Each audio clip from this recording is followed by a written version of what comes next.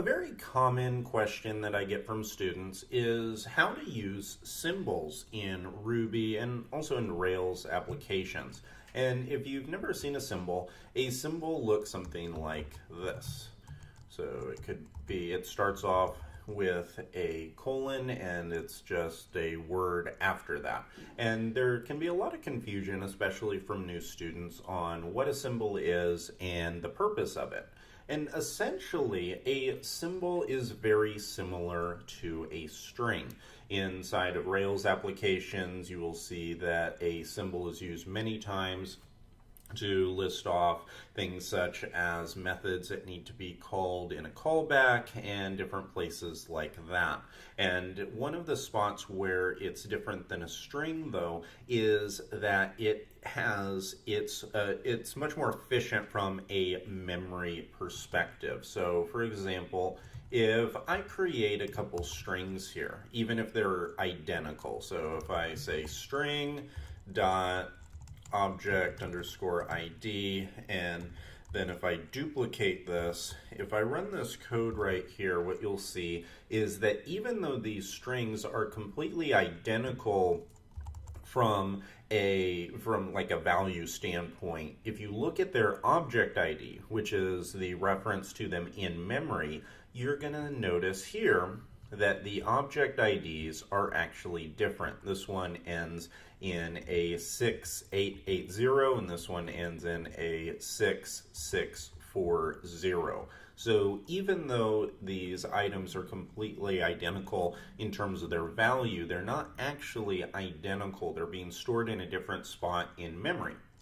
Many times this is not a problem, and in fact, in most cases, it's not. However, when it comes to learning about performance and being able to perform refactors, this can be a little bit of an annoyance. So I'm going to clear this off, and let's talk about how symbols are different. So here, if I convert this to a symbol instead of a string, and if I duplicate this and run the code, you're going to notice something a little bit different.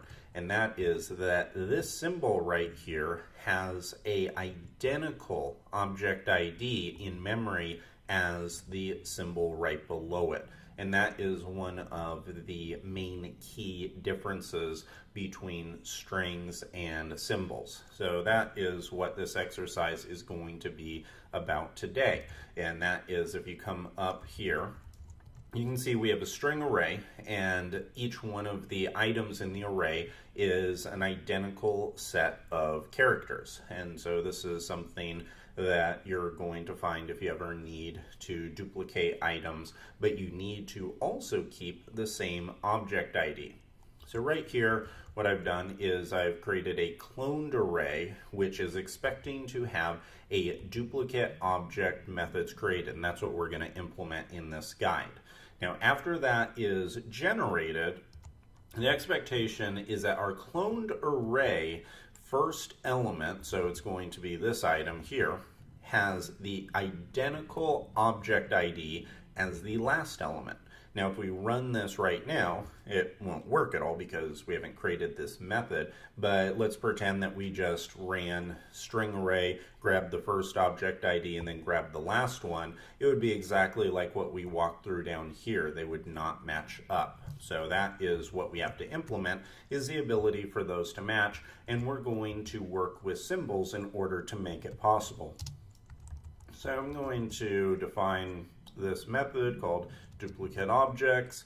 The argument's going to be an array, and then all I need to do is call array.map, and using the ampersand block syntax, I'm going to pass in an ampersand, and then the method to symbol, which is just to sim. And one interesting thing here, you may notice this actually is using a symbol. Whenever we use the block ampersand syntax on a method in Ruby, we're passing in a method, but we pass it as a symbol, and then the Ruby parsing engine converts this and calls a method directly.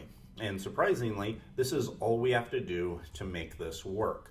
So here what I can do is I can actually copy this entire process, and let me come down here and we're going to, let's just see these values.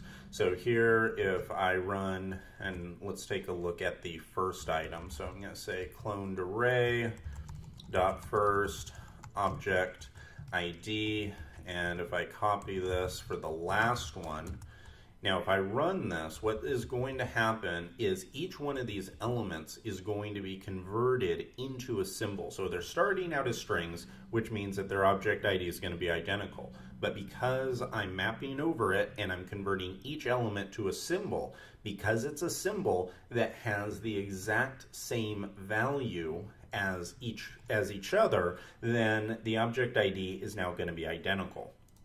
Now if I run this and come down, you can see that the first item and the last item now are completely identical in regards to their object IDs. And you can see right up here what process is occurring.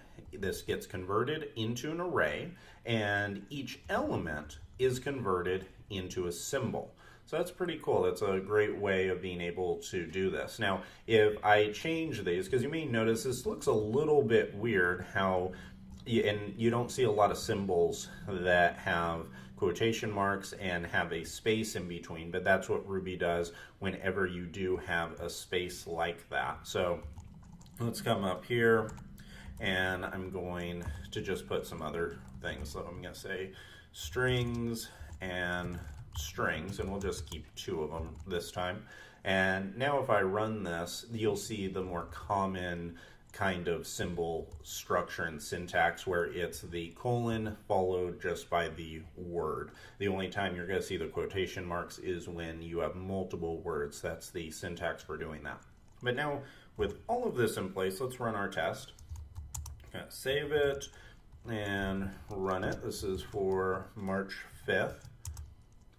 And running that, you can see we have one example, 0 failures, which means that we have successfully duplicated the objects. We've taken a number of strings right here, and we've converted them so that they could be more efficient and they can be selected and saved in the same object in memory.